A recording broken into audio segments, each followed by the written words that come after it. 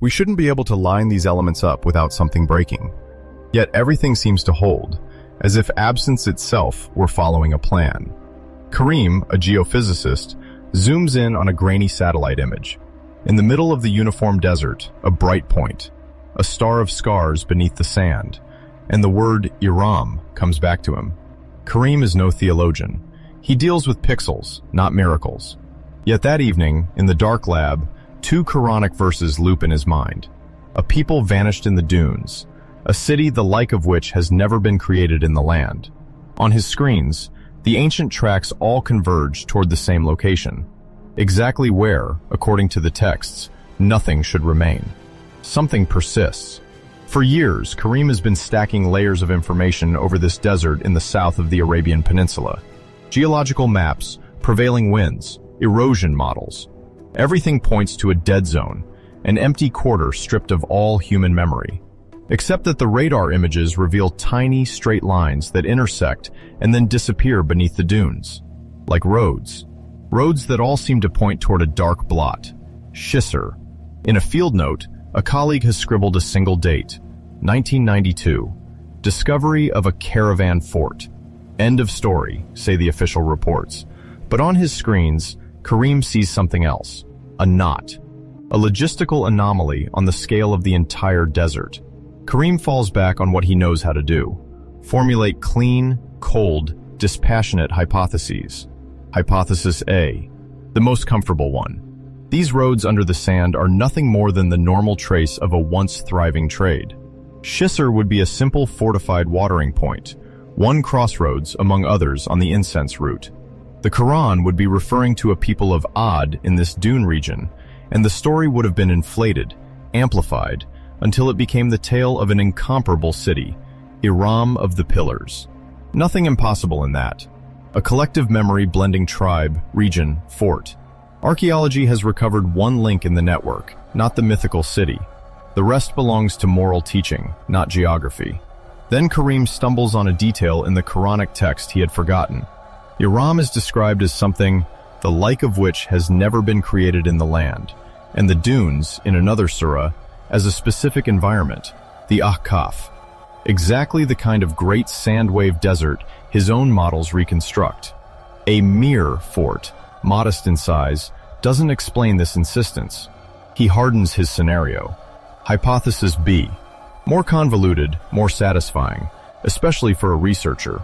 What if Iram was not a single city, but the name of a region or a tribal confederation, as some early Quranic commentaries suggest? The pillars would be the great tents of the chiefs, or the towers of several forts, with Shisr just one of the nodes in a system. In this reading, the archaeology of Shisr, that of incense ports like Khor Rori, and the routes detected by satellite all fit together. Together, they sketch a coherent landscape, a wealthy, structured Southeast Arabia, crisscrossed by a network of tracks with powerful checkpoints, imposing for their time. Karim tells himself that the discrepancy comes from vocabulary. When the text speaks of a city with no equal, it may be referring to an economic ensemble, a territory, rather than a monumental metropolis in the modern sense. Shisr, Ubar, Iram, Ad. Different names for the same fabric, seen from distinct angles. The impossible then becomes a misunderstanding.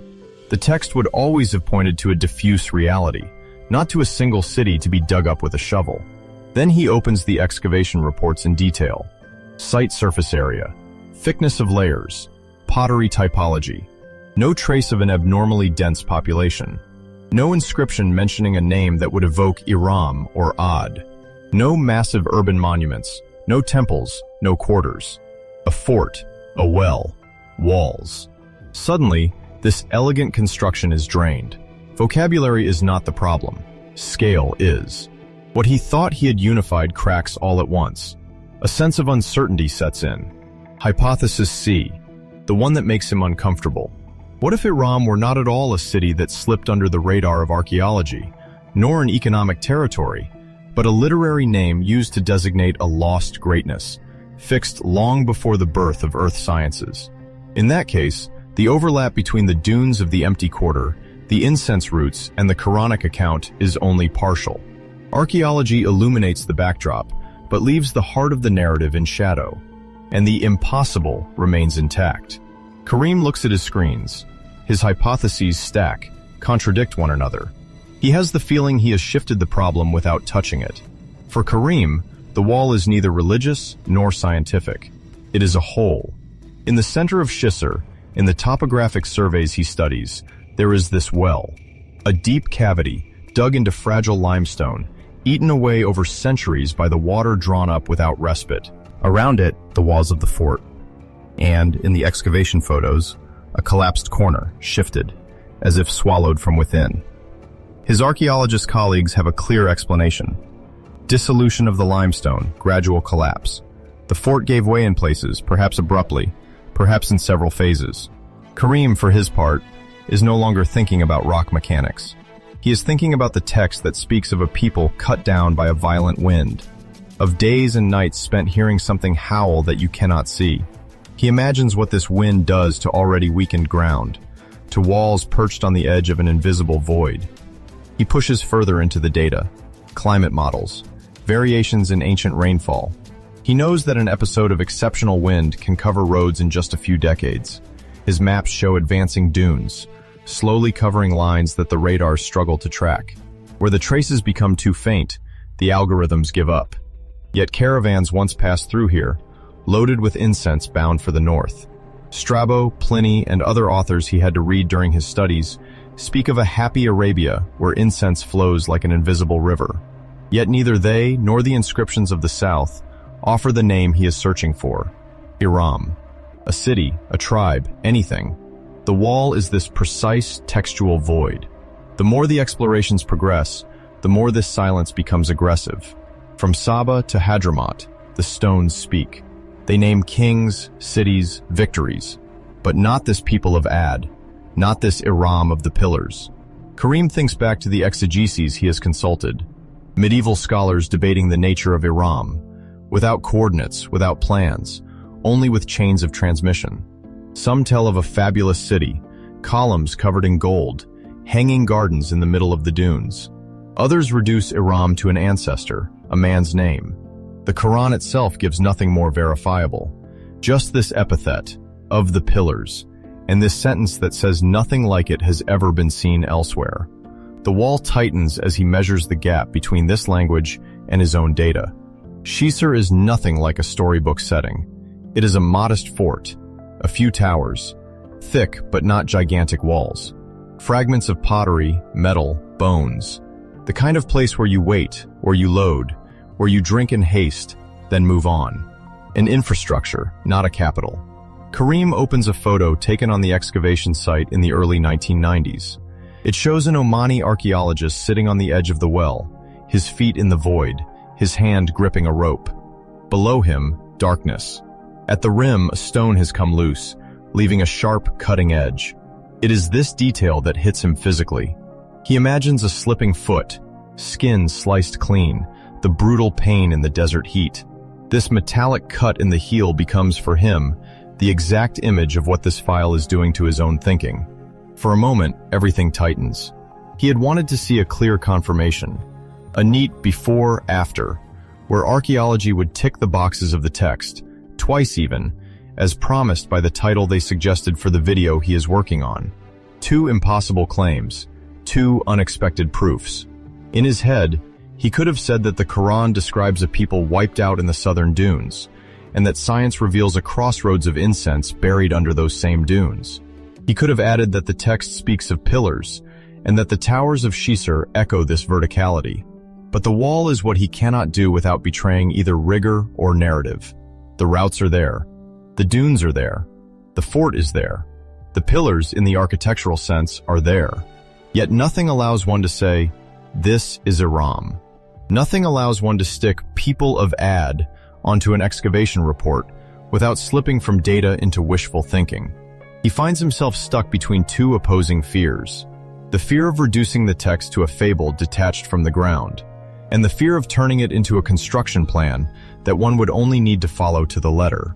The more he looks at this desert, the more he understands that neither science nor belief will offer him a ready-made solution. There remains this gaping well in the middle of Shisr, and this void in the middle of his own conclusions. Around him, the specialists he consults get straight to the point. For most archaeologists of South Arabia, Shisr is an important caravan fort, a node in the incense trade, but nothing proves that it is Iram. Others, more open to dialogue with religious texts, admit that the convergence of the Rub al-Khali dunes, the caravan network, and the Qur'anic mention of a prosperous people of the south creates a troubling body of clues, even if no inscription seals the link. Yet all of them refuse to cross the line that would consist in declaring the city of Iram discovered. Not for lack of evidence, but out of fear that such a shortcut would turn archaeology into a tool for validating or invalidating faith, rather than a science of inquiry into human traces. Karim comes back to his desk one evening, the lab lights switched off behind him.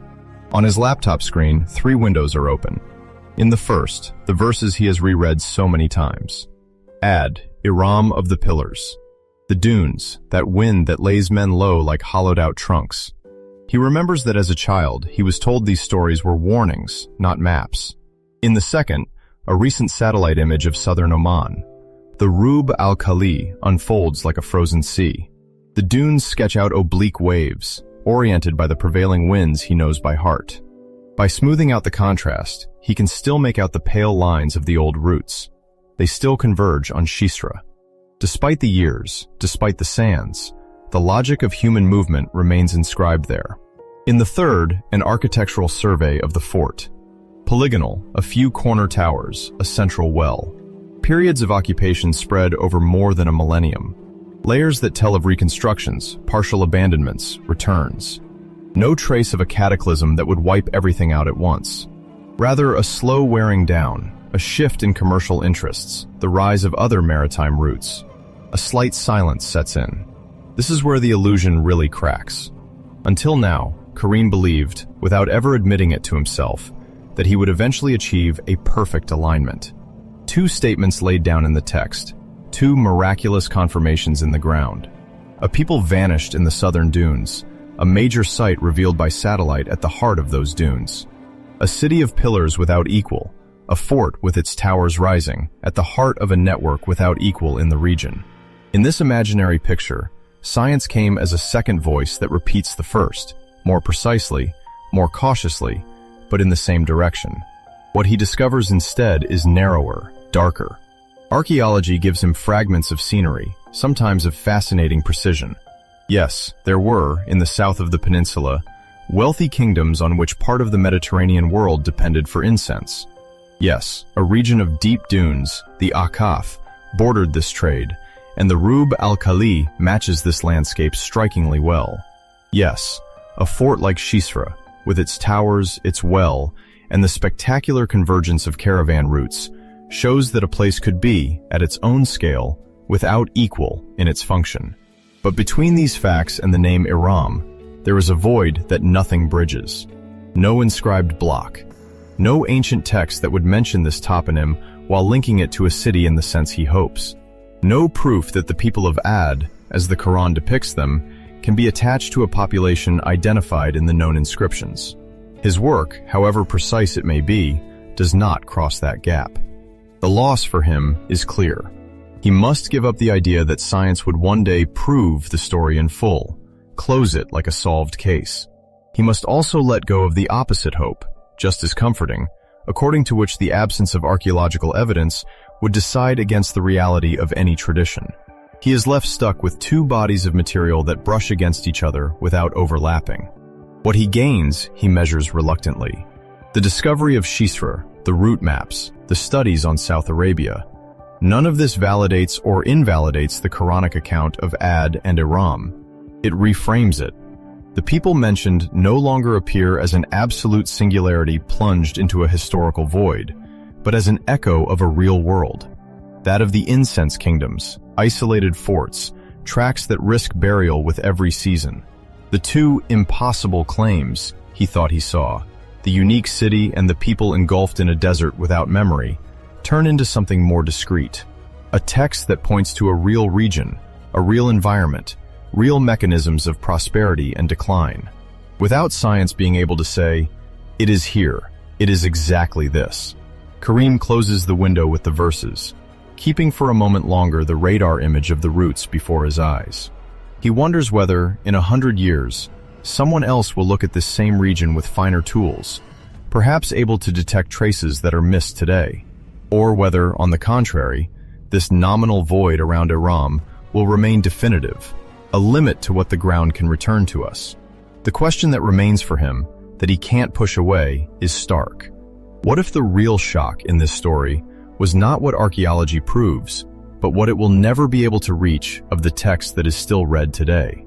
Moonless night over the Rub al-Khali. The wind lifts a fine sand that scrapes the crumbling stone of a tower of Shisra. In the well, the darkness swallows the faint halo of a lamp left on the edge. A caravan of camels passes in the distance, silent, its steps muffled by the dune. On the screen of Karim's switched-off computer, the black surface barely reflects the shape of a road that no longer exists.